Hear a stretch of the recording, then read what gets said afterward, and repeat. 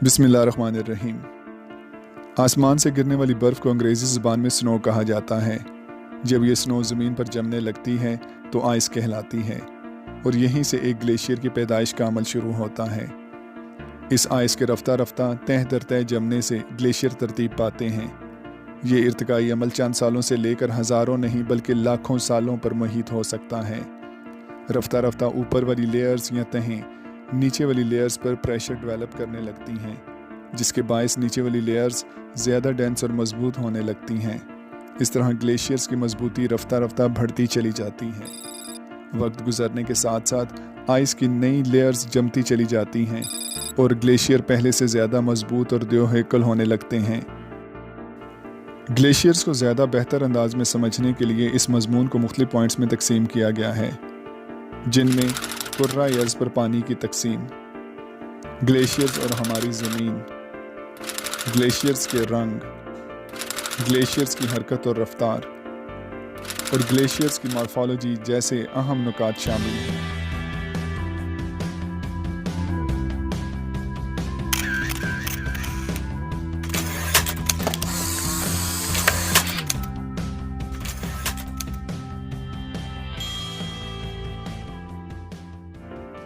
आइए इनका मुख्तसर जायज़ा लेते हैं।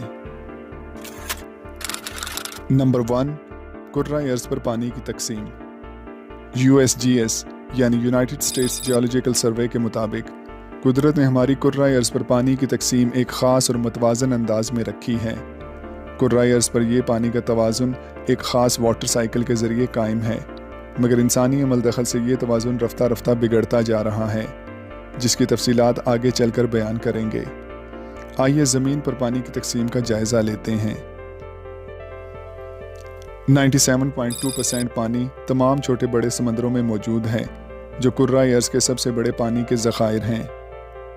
2.1% पानी तमाम ग्लेशियर्स में महफूज है। लेस दैन 0.6% पानी ग्राउंड और सॉइल मॉइस्चर में मौजूद है। लेस दैन 0.1% पानी हमारी कुर्रा हवाई यानी एटमॉस्फेयर में है।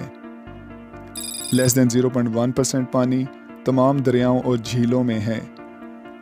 लेस दैन 0.1% पानी जिंदा जानदारों में, जिनमें तमाम इंसान, जानवर और नबातात वगैरह शामिल हैं।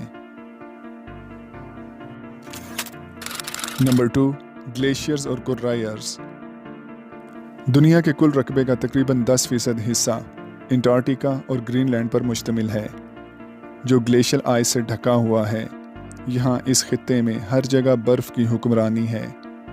अंटार्कटिका का कुल रकबा 13.2 मिलियन स्क्वायर किलोमीटर है, जबकि बर्फ़ से ढका हुआ इलाका 13.0 मिलियन स्क्वायर किलोमीटर है।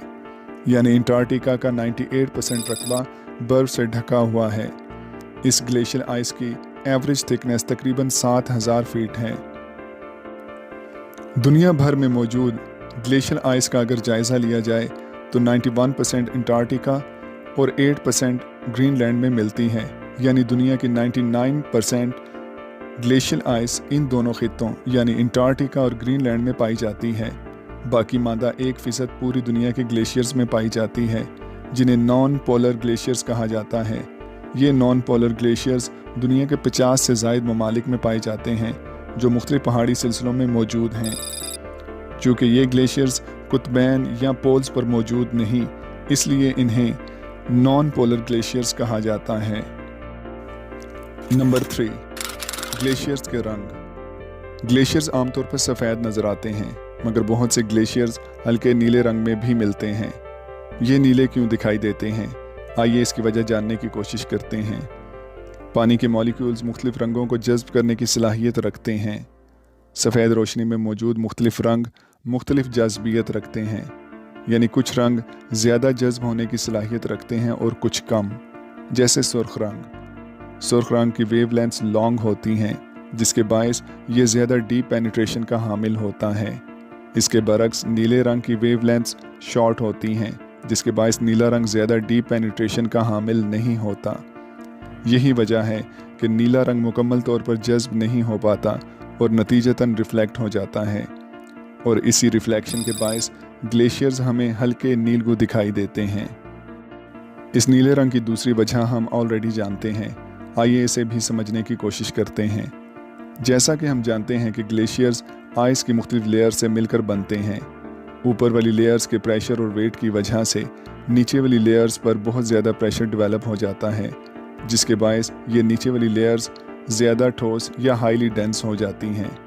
बाज़ औक़ात ये इतनी डेंस हो जाती हैं कि इनमें एयर बबल्स तक स्क्वीज़ आउट हो जाते हैं, यानी शदीद दबाव की वजह से बर्फ़ में मौजूद हवा के बुलबुले तक ख़त्म हो जाते हैं, जिसके बायस ग्लेशियर्स हमें हल्के नील गूंद नज़र आते हैं। क्योंकि इन्हीं एयर बबल्स की वजह से ग्लेशियर्स हमें सफ़ेदी माइल नज़र आते हैं। जब ये एयर बबल्स ख़त्म हो जाते हैं तो इनकी सफ़ेदी भी ख़त्म हो जाती है। नंबर 4, ग्लेशियर की हरकत और रफ्तार। ग्लेशियर न सिर्फ हरकत या जुम्बिश करते हैं, बल्कि एक मुकाम से दूसरे मुकाम की जानिब सफ़र करने की सलाहियत भी रखते हैं। यानी ग्लेशियर्स एक बर्फ़ के दरिया की मानंद होते हैं जो इंतहाई सुस्त रवि के साथ हरकत करते हुए आगे बढ़ते हैं। रफ्तार के लिहाज से इनमें बहुत ज़्यादा तफावत पाया जाता है। अक्सर ग्लेशियर्स सुस्त रवि का शिकार होते हैं, लेकिन कुछ निस्बतन तेज़ रफ्तार भी होते हैं। इनकी रफ्तार का इन्हिसार बहुत से अवामिल पर होता है, जैसे इनका हुजम और मास, मुतालिका इलाके की ढलवान, इलाके का दर्जा हरारत और इनकी बुनियाद में मौजूद मटेरियल की नौइयत वगैरह ऐसे अवामिल हैं जो किसी भी ग्लेशियर की रफ्तार का तयन करते हैं। अगर दुनिया के तेज़ तरीन ग्लेशियर की बात की जाए तो रफ्तार के एतबार से दुनिया का तेज़ तरीन ग्लेशियर ग्रीनलैंड में वाक़ है, जिसे जैकब शैमन ग्लेशियर कहा जाता है। ये ग्लेशियर 66 मीटर योमिया की रफ्तार से आगे बढ़ रहा है। ये एक साल में तकरीबन 12.6 किलोमीटर का फासला तय करता है। 12.6 किलोमीटर पर ईयर एक बहुत तेज़ रफ्तार है और यही तेज़ रफ्तार इसे दुनिया का तेज़ तरीन ग्लेशियर बनाती है। नंबर 5, ग्लेशियर्स की मॉर्फोलॉजी। एल्पाइन ग्लेशियर्स, ऐसे ग्लेशियर्स जो पहाड़ों के क्रस्ट या स्लोप पर जन्म लेते हैं, एल्पाइन ग्लेशियर्स कहलाते हैं।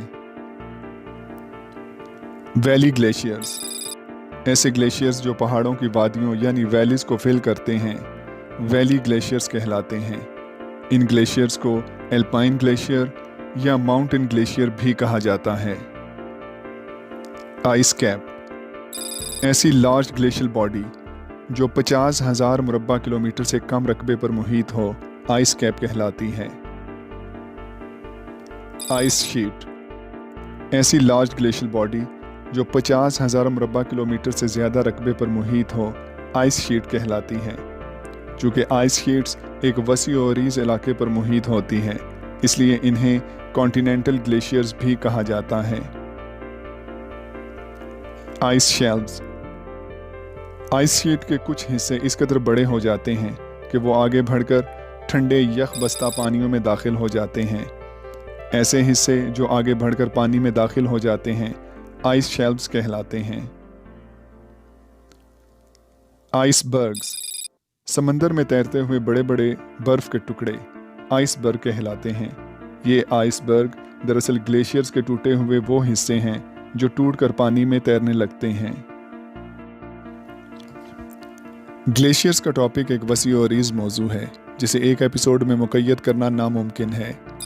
ग्लेशियर्स के बारे में मज़ीद मालूमात हासिल करने के लिए दूसरी एपिसोड मुलाहिज़ा फरमाइए, जिसमें दुनिया का सबसे बड़ा ग्लेशियर, दुनिया का सबसे बड़ा आइसबर्ग, ग्लेशियर्स और ग्लोबल वार्मिंग, साइज़ के एतबार से ग्लेशियर्स की अक़साम, कुतबी और गैर कुतबी ग्लेशियर्स, ग्लेशियर्स के फ़वाइद और ग्लेशियर्स के नुकसानात जैसे अहम नुकात को डिस्कस किया गया है।